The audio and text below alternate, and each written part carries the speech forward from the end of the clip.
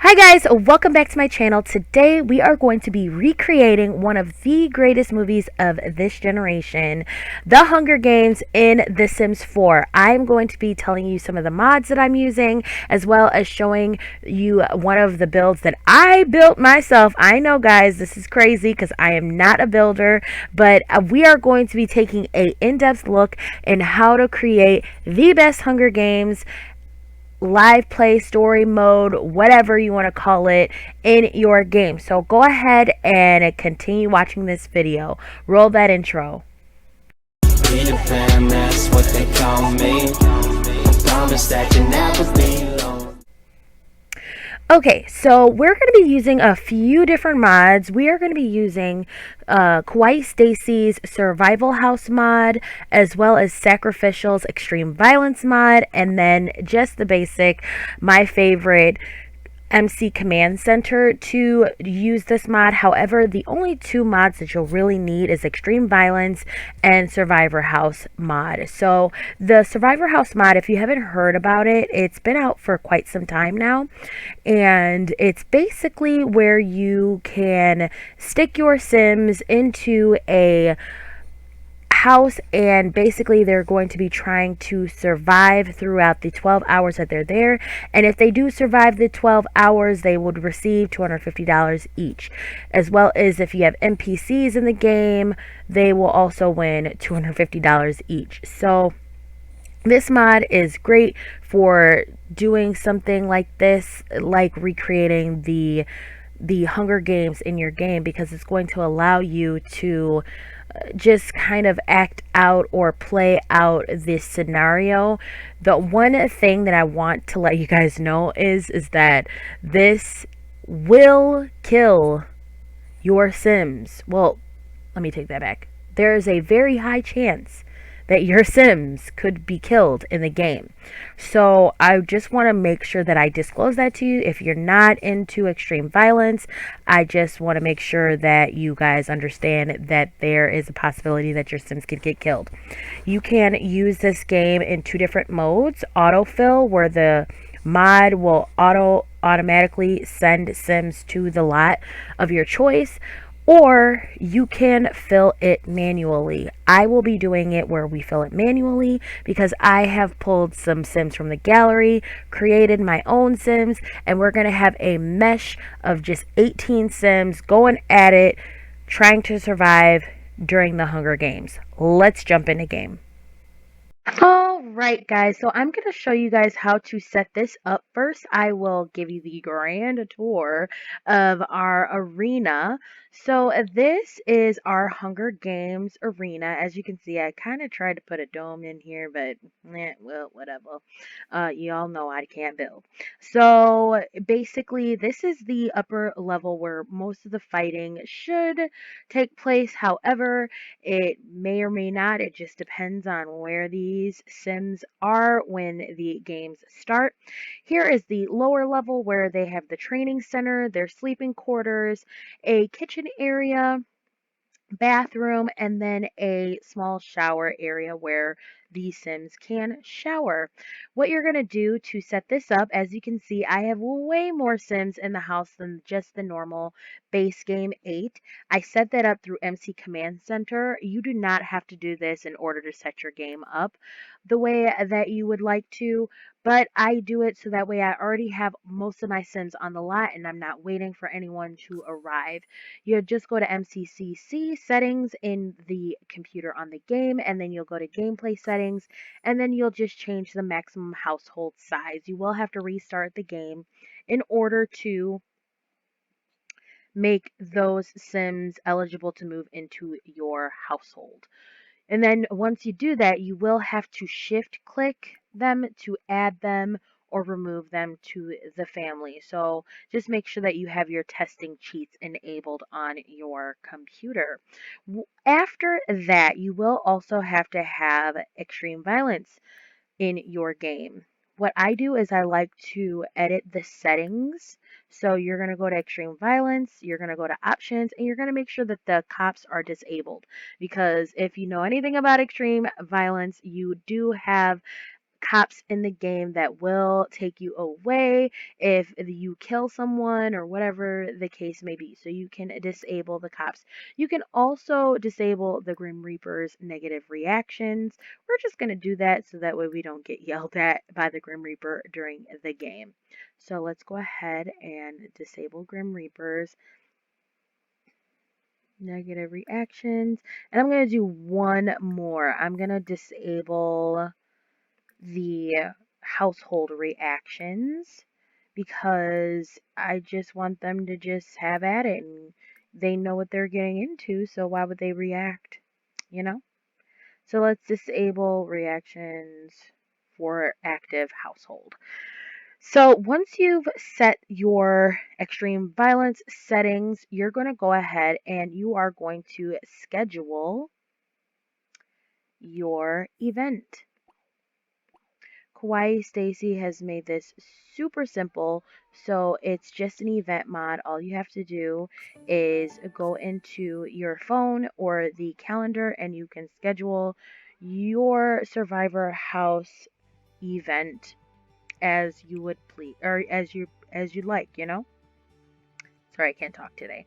So here's the Survivor House. You want to make sure that if you don't want it to automatically fill, that you select the right one. So I'm going to put don't fill because I already have a certain amount of Sims that I would like to add into the household. I'm going to be Blake Shepherd, and then we're going to choose everyone else that we want. I only have 16 Sims within the household, so you're going to want to make sure that if you don't have the max amount of Sims, that you also add some neighborhood Sims because it is required that you have 18.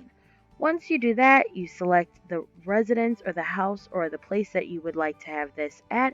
I would suggest either have it as a residence, you can have it as a generic home, or one of the households that your Sims are, that the Sims that are like your NPC Sims, you can have them come as well. You're just going to want to make sure that it's going to pop up as a location that you can choose.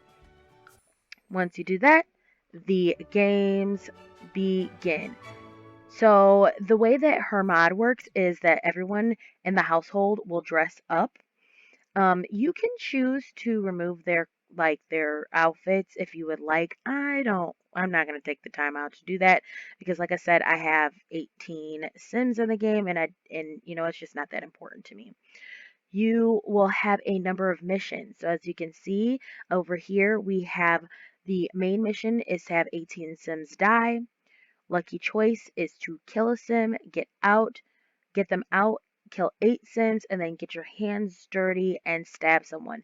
And as you can see, every single Sim's mood has changed except for our sleeping Sim, Bo. But everyone else is very, very angry and they are ready to get this started. So we're going to go ahead and just see how this plays out. You don't even really have to do much in order to make things happen within the game. It auto generates. So as you can see, she's walking around, she's angry. Let's see if anyone starts any interactions.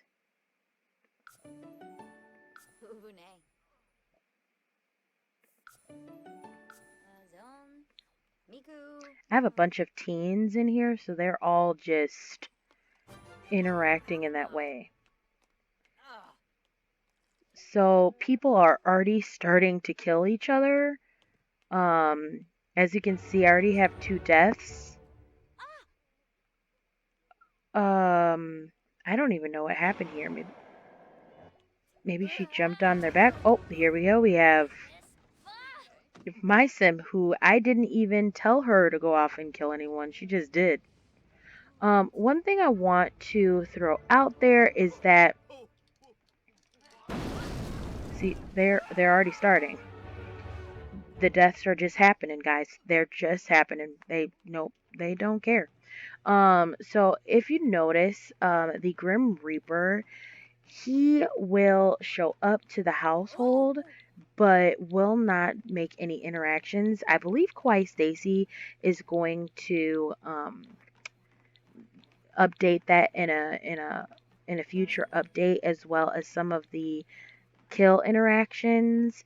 So all you have to do in order to get rid of all these dead bodies that are just laying around here is shift click them, and they will basically, you just reset it.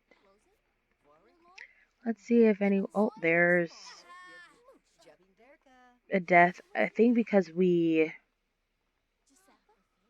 disabled Grim Reaper, oh, yep, he's there. He's here. Let's see if you see, for some reason he freezes in the game and he just doesn't do his job fast enough. So maybe it's because there's so many people dying at once, that's probably the reason. But as you can see, they will start to do different things like kill each other. Now, because there's so much available here for these Sims to do, they may or may not kill each other as fast, which is okay. For me, I don't want the deaths to be so abrasive. But as like I said, here we go. Here's my Sim. She is already thinking about killing someone. She's getting some buffs as well, those basic extreme violence buffs, and they just will go around killing each other. Now, one way that you can kind of change this is to have all of your Sims start upstairs on the base level or floor, so that way they're all in the same area, but the deaths will happen a lot quicker, and it will kind of influence them to, cook outside and to utilize the pool area. I also did put down a wishing well, so if their needs are not great, you can always go over and have them edit their needs through, making the wish through the wishing well. Right now, I haven't put them in a place where they can walk around and kill each other, so that, like I said, the deaths aren't going to happen as fast if you have all of this stuff for them to do, and they're just all kind of waiting around to see who's going to kill who next. But usually this happens a lot faster.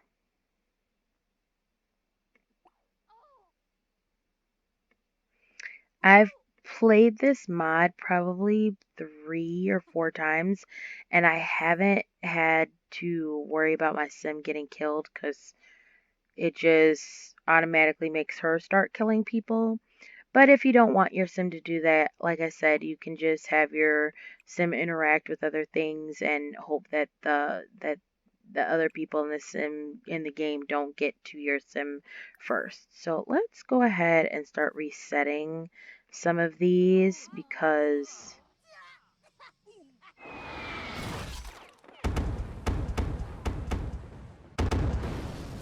there's another death. Apparently my Sim is the serial killer.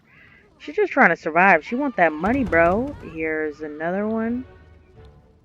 So it looks like if you don't reset the Sims in the game, they will not continue their interactions.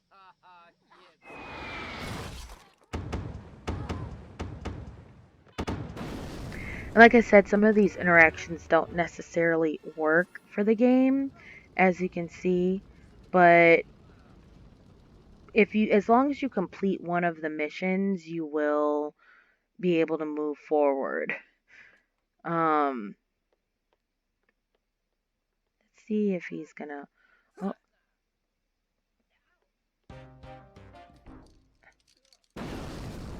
There's another death. So basically, this is how the game is ran. Once they kill off each other, as you can see, like I said, I've completed a mission, so I got a gold.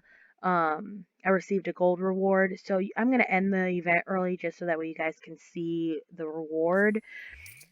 They got $256,000 for doing that. So once you get it cleaned up and you see who your remaining Sims are, you can obviously restart or add in new Sims to your Hunger Games experience. Super easy to set up. If you guys are interested, go ahead and hit me in those comment sections if you have any questions, as well as make sure you hit that like and subscribe button for more Sims 4 content. I will see you guys later. Peter Pan, that's what they call me. I promise that you never